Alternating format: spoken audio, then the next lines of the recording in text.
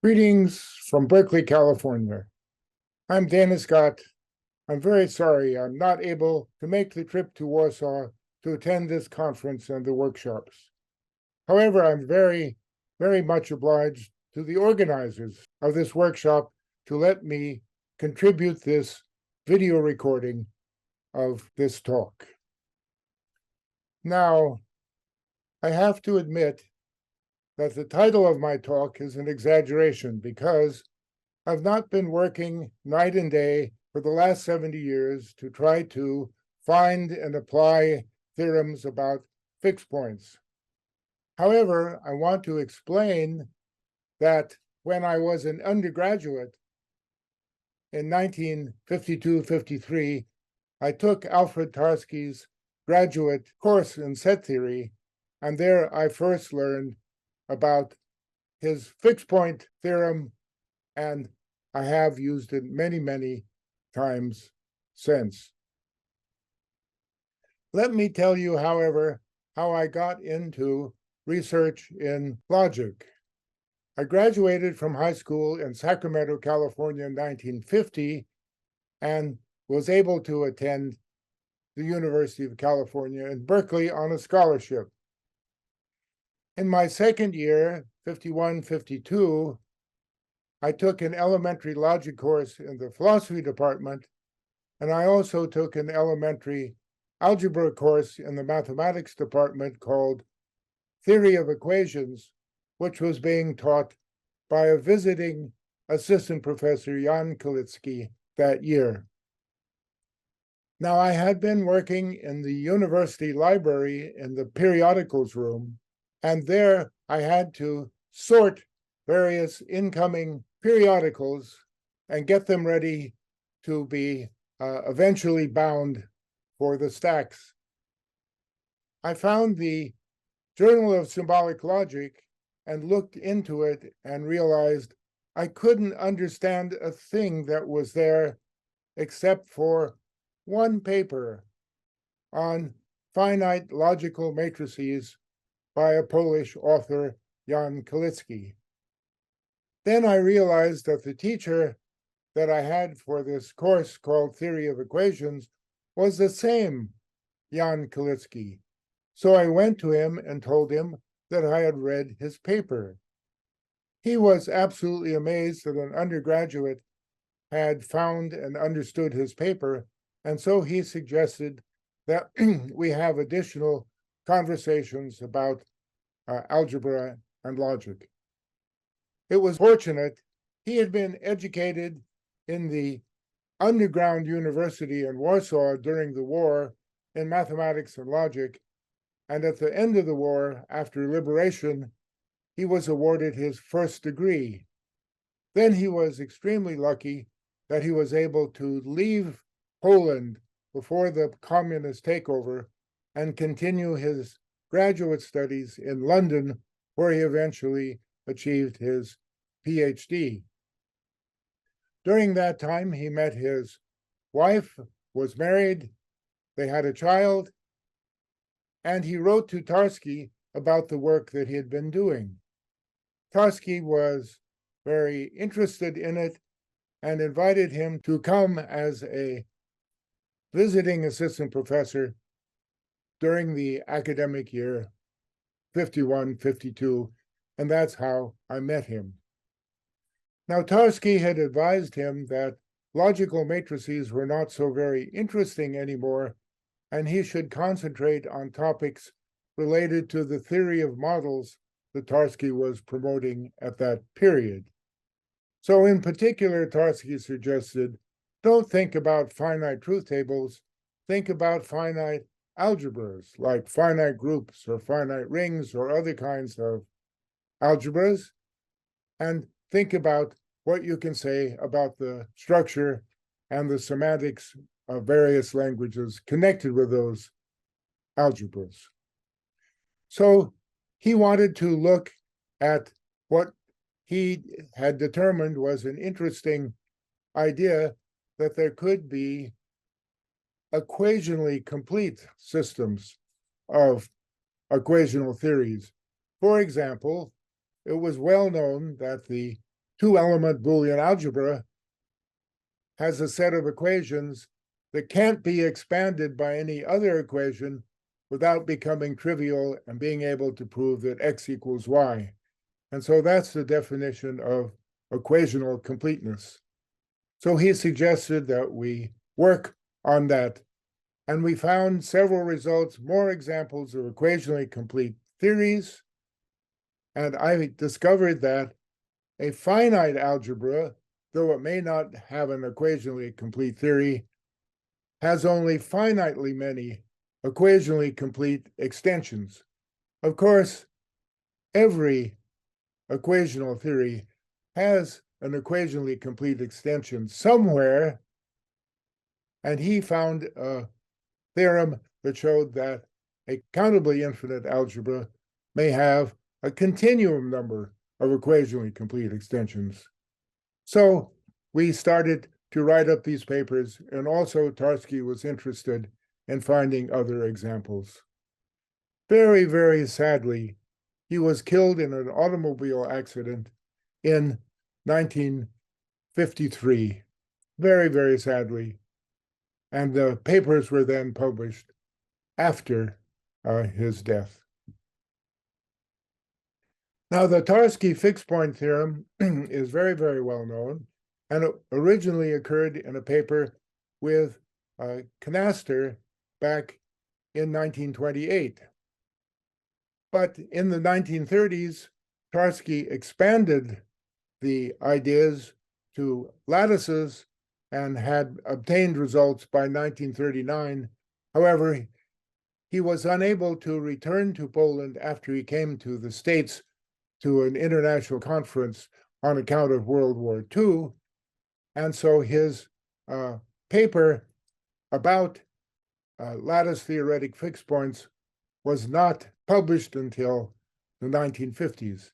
His student, Ann Davis, proved the converse of Tarski's theorem, that if lattices have these fixed points for monotone functions, then they must be complete lattices.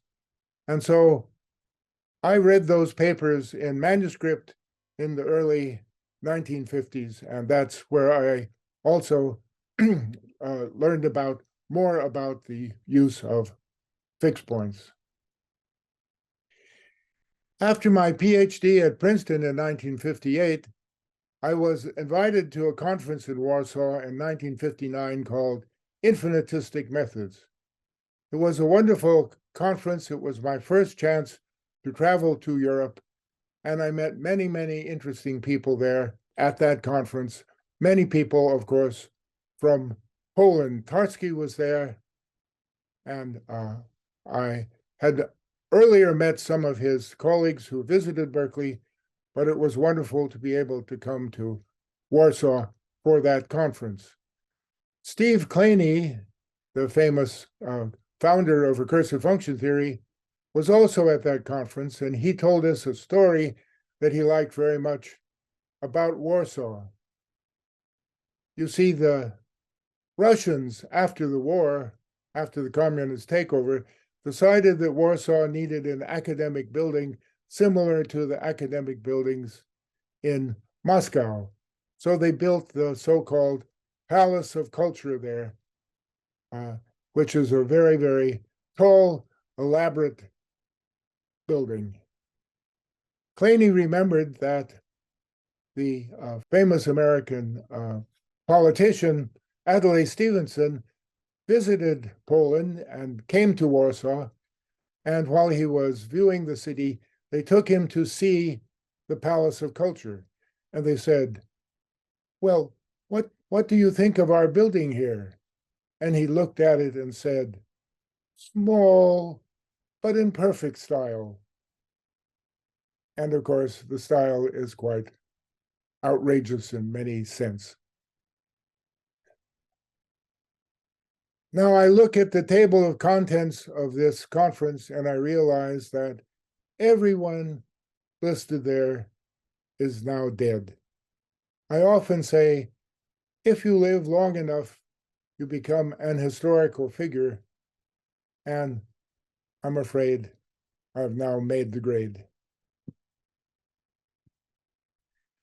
Tarski's generalized lattice-theoretic fixed-point theorem, of course, has other interesting things like finding common fixed points for families of monotone functions. And I'd like to point out that Bernhard Banaszewski and a colleague wrote a very thoughtful paper on the use of the fixed point theorems in many different ways and connections with category theory back in the 1980s. I recommend looking at that paper, and of course there are many, many papers related to this kind of thing that can be found with a search on the internet. Now, there's a special case of the fixed point theorem that I would like to concentrate on, applied to a power set. Let's take the power set of the integers P of n there. It's a complete lattice, of course, and it's also a T0 topological space.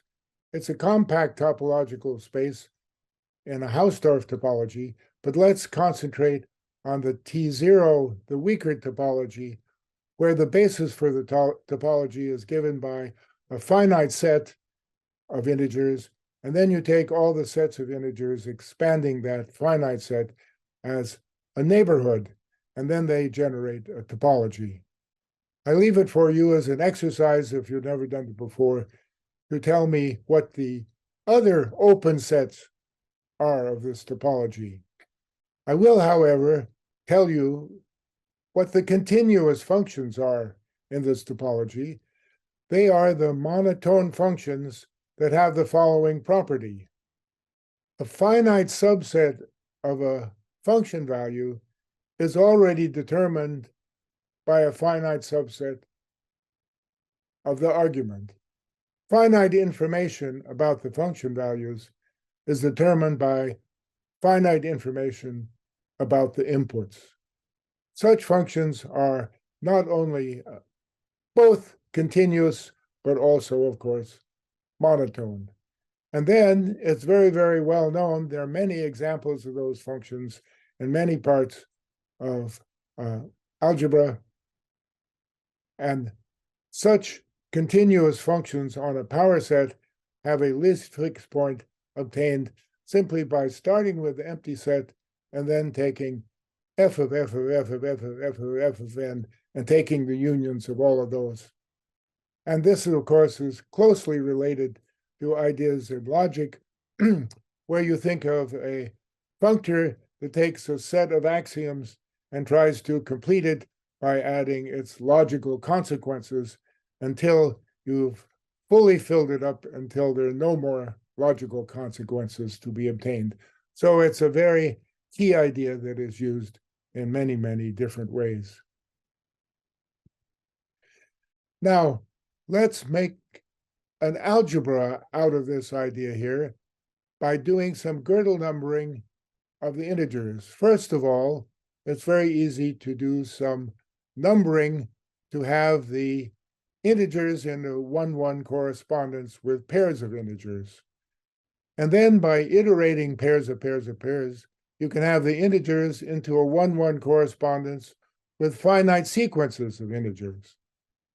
And then you can have the integers into a 1-to-1 correspondence with the finite subsets of the integers by interpreting these Gödel numbers as numbers of finite sets. And in particular, related to things from language theory, the Kleene star is to form all the finite sequences from a given set of generators.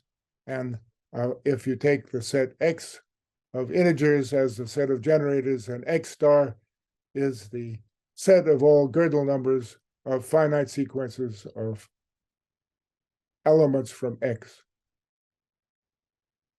Now, an enumeration operator is an operator that is given by taking a set of integers, n, m, taken as pairs of integers, and you think of n as the input as a Gödel number of a possible finite subset of X, and then the enumeration operator outputs one element of the image set. So F that we're defining here is a mapping from sets to sets, and these are called enumeration operators, and they are called computable enumeration operators if the determining set of finite pairs is recursively enumerable. And it's easy to prove that the enumeration operators on P are exactly the continuous functions. And of course, there are more enumeration operators, more continuous functions than there are computable enumeration operators. But I hope it's clear how these things fit together. And the idea of enumeration operators was set forward by Hartley Rogers and one of his students in the early 60s, and is written up in his book on recursive function theory. What happens with these enumeration operators, since everything is represented by a set, is that we have an algebra of operators. In other words, the application of an F as a set of integers representing an operator to a set X representing an argument to the enumeration operator is just a binary operation from sets to sets.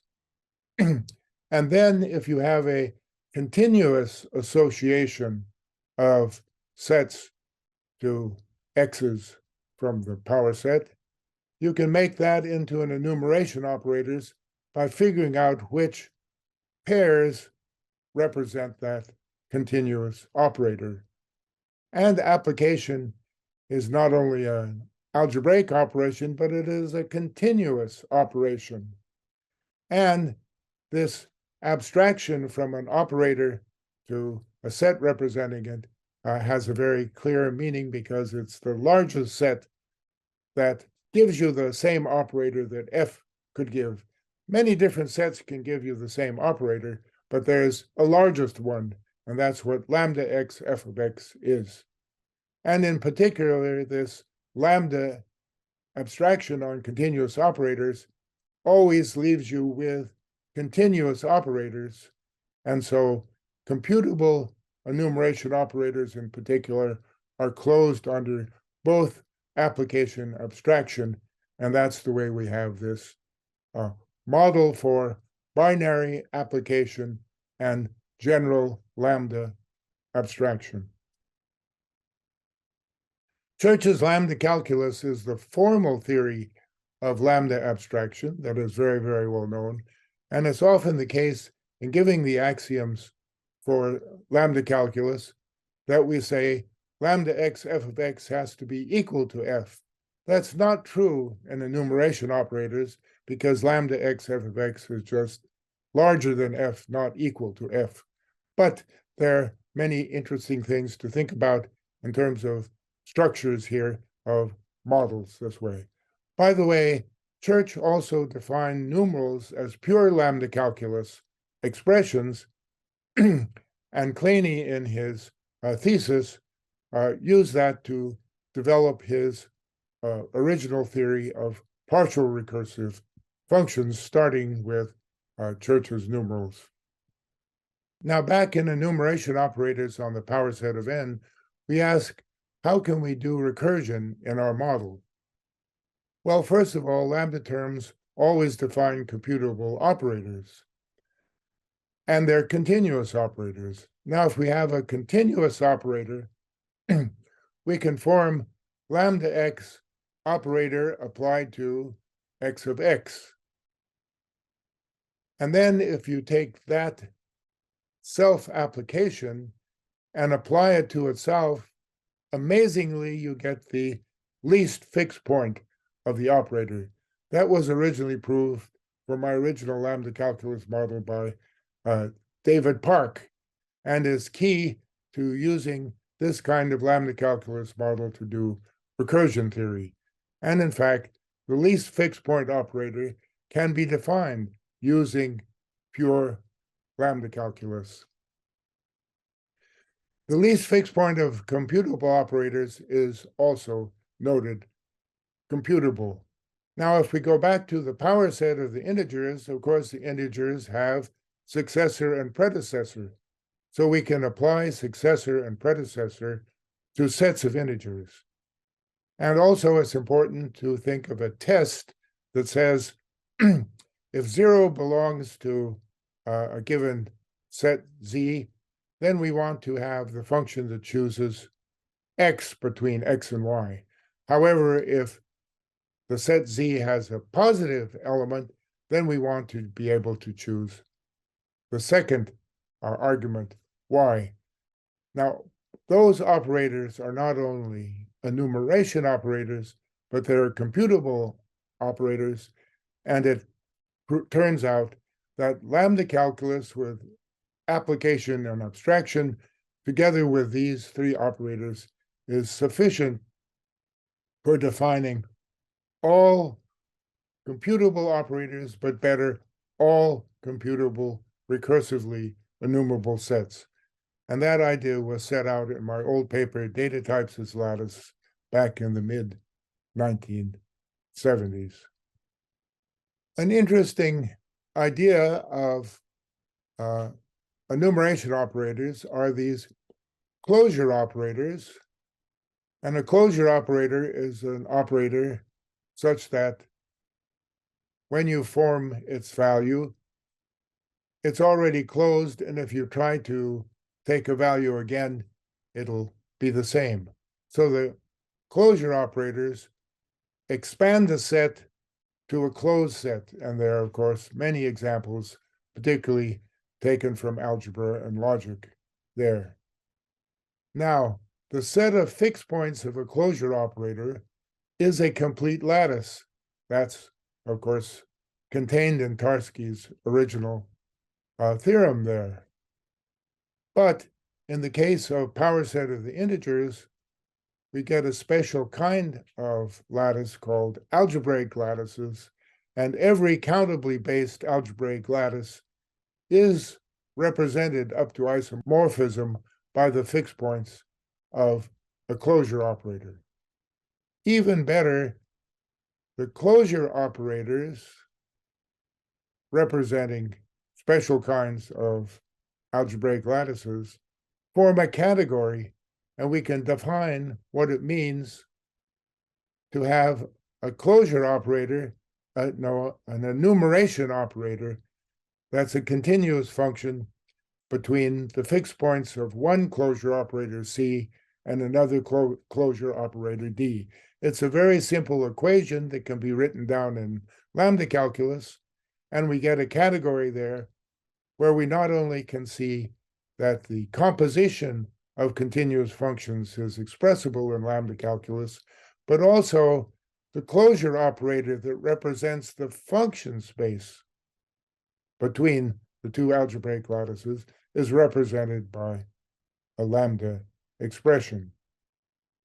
Now, closure operators form a nice category there, but if we use pairing functions on the sets of integers by saying a pair of integers is represented by copies on the evens and the odds, and of course you can take a copy of a pair and extract what's on the evens and extract what's on the odds, so we can define products of closure operators, and lo and behold, we have a product operation in the category on closure operators.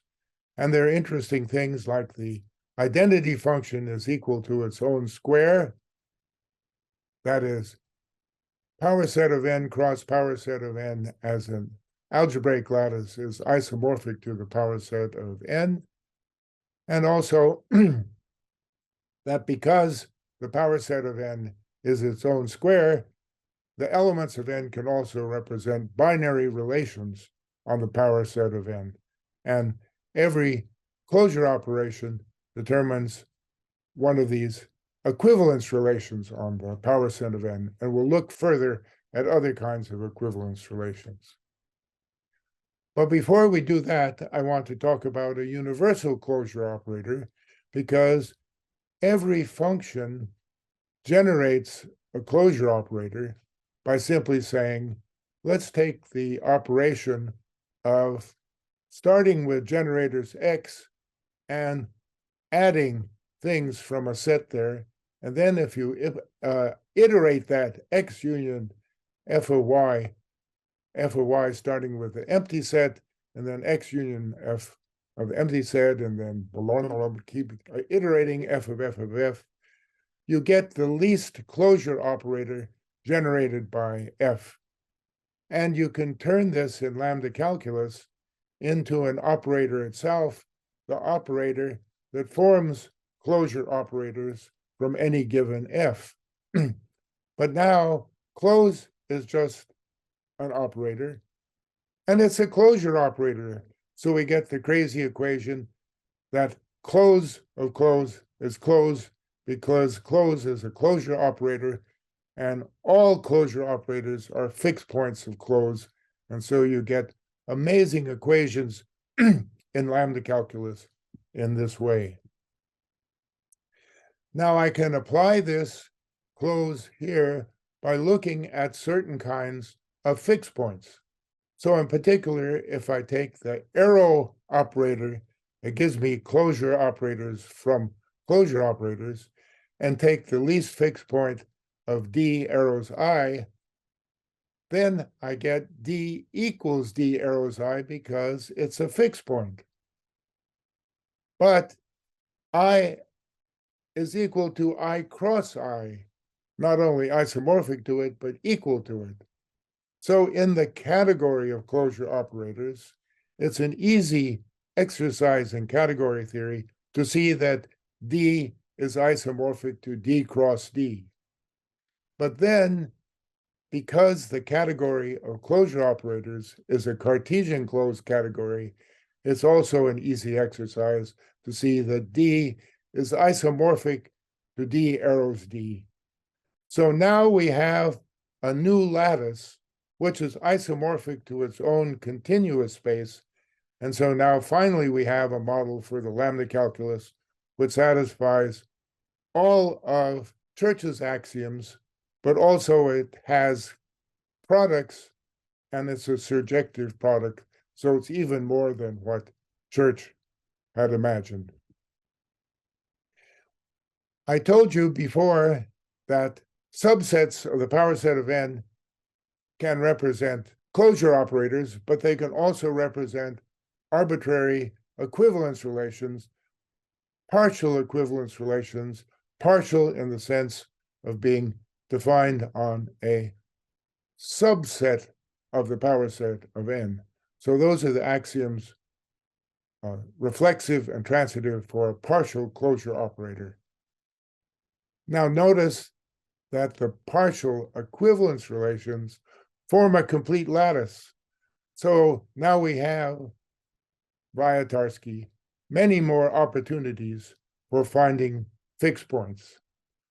Moreover, the exponentiation of partial equivalence relations can also be defined as giving us a new partial equivalence relation. And I recommend a very recent paper from 2011 there for understanding what kind of category of partial equivalence relations you get built over our model of enumeration operators. Now, this category easily is seen to have products because we can take products of partial equivalence relations using the product operation on the power set of n, as I defined there. And of course, we're going to want to verify that the types as a category form a Cartesian closed category. And it's a very interesting category because if we think of P of n as a topological space, then every subset of P of n is a topological subspace. And the topological subspace can be represented by the identity relation on the subset, which is a partial equivalence relation. Now, it's a very, very old theorem back to the early 1930s that shows that every countably based T0 space is homeomorphic to a subspace of power set of n. And so the category of types partial equivalence relations is a very, very rich category involving not only lattice theory, but also recursion theory and topology in this way. But as I said, the partial equivalence relations, otherwise known as types, form a complete lattice. And so there are many interesting things to say about the lattice operations on types, namely they're closed under arbitrary intersections. So for example, the lambda expression of forming two pairs there has a polymorphic type, polymorphic in the sense that it belongs to many different equivalence relations as represented there by the expression A arrows B arrows A cross B. Now, as I said, Church originally defined Church numerals by taking the iterators in the lambda calculus, and that's what Kleene had to work with, and he had to solve a slightly tricky problem there, not only of defining zero and successor, but also defining predecessor. It wasn't so obvious how to find predecessors by using Church numerals. Back in the early 1960s, it occurred to me that if I used a different kind of numeral, I could build in both successors and predecessors into the numerals very, very easily there by simple lambda expressions. Now, my friends Gordon Plotkin and others showed that the Scott numerals are polymorphically typed in an interesting way. And in fact, if you take that expression, the intersection over all A arrows, something arrows A, that's a monotone operator on types. You have to be a little bit careful because the arrow operator on types is covariant on the right-hand side and contravariant on the other side.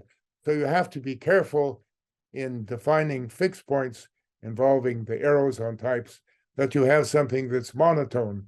So that expression is monotone, and therefore the Scott numerals are typed by that fixed point.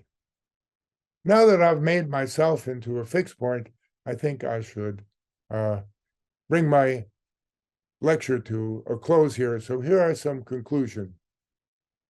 As I said, the enumeration operators give us lambda calculus and topology. The types give us stronger category with more topology.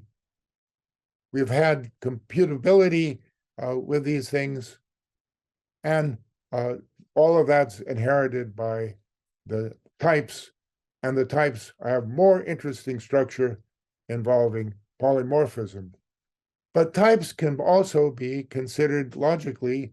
You can think of a type as giving a logical statement, and that statement is verified if the type is non-empty. In other words, you have to find a proof, a representative that the type is not empty, and then you can assert that type as a logical statement. That gives us a very interesting model of constructive logic, and I feel that this model is a very interesting laboratory for exploring these kind of notions in a concrete way, because we built things up from the power set of the integers and the partial equivalence relations. A very interesting recent thesis from last year is by Tom de Jong, a student of Martin Escardo in Birmingham, which also considers this kind of modeling fully in constructive logic. As an old-fashioned logician, I use impredicative logic, but nowadays many people are studying the properties of constructive logic, and I strongly recommend this theorem by Tom de Jong to look into that new development. But wait, there's more. Jonathan Sterling, who just finished his thesis under Bob Harper and Carnegie Mellon, when I wrote him about these ideas, pointed out to me that there are many interesting things about these kinds of models and the category theory solutions. And so he recommends not only the earlier thesis of Marcello Fiori, but also recent papers by Lars Birkedal and associates, and a paper by Jonathan Sterling and associate relating topoi theory and these kinds of constructions. And I strongly recommend that you look into this. I have found that if I do a search using Google Scholar with just a few keywords, like keywords that you could get off of this slide, then you'll find at least a dozen papers that you should have read indicating how these ideas are developing. So I think there's lots more research to do and lots of interesting literature to become familiar with.